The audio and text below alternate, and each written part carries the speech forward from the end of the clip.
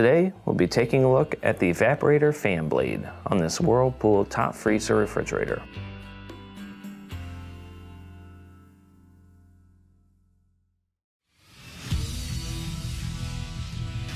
Be sure to visit ApplianceVideo.com, where you will find thousands of repair videos on the latest technology. And for a limited time, you can save big on an annual membership and take advantage of all of our premium benefits. ApplianceVideo.com. Do it right the first time.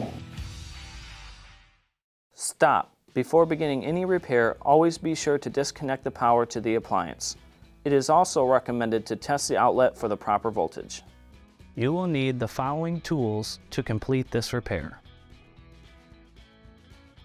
To begin, let's go ahead and open the freezer and then pull out the freezer shelf. In order to do so, pull it halfway, lift it all the way up, out, and then set it to the side.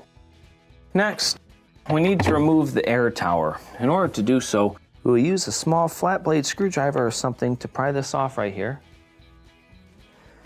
You're going to take that off and just kind of set it to the side. Then we have one 1/4-inch screw in the middle. Take this out. And we are going to start to remove the air tower by pressing in on the clips on the sides of the air tower.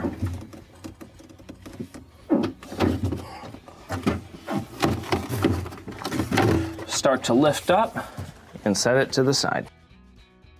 Now that we have the tower removed, we have clear access to the fan blade here. The main reason why you'd be replacing your fan blade is if it is damaged. A lot of times people will leave the door open, causing frost to build up around it. The fan will hit frost or ice, get damaged, and then it will be loud or will not cool properly. In order to remove your fan blade for replacement, you'll want to put your fingers kind of behind the blade and grab as well as you can around that plastic circle, pull it out, and set it to the side. When installing a new fan blade, we will just line it up with the hole in the back, press it in on the shaft, give it a turn. Now we can reinstall the air tower. When reinstalling your air tower, first you'll bring it in at an angle, kind of lift it up, and then drop it down so that the styrofoam goes down into the vents, and then push back on the back wall to clip it into place.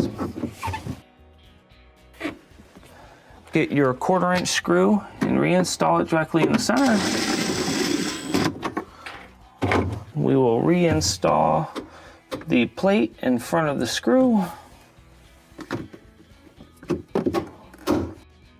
Now we can reinstall the shelf. When reinstalling your freezer shelf, you will put the hooks toward the back, bring it in halfway, drop the hooks underneath the plastic, and that will complete your repair. Thank you for watching another quality video from ApplianceVideo.com. If you found this video helpful, make sure you click the like and subscribe to our channel.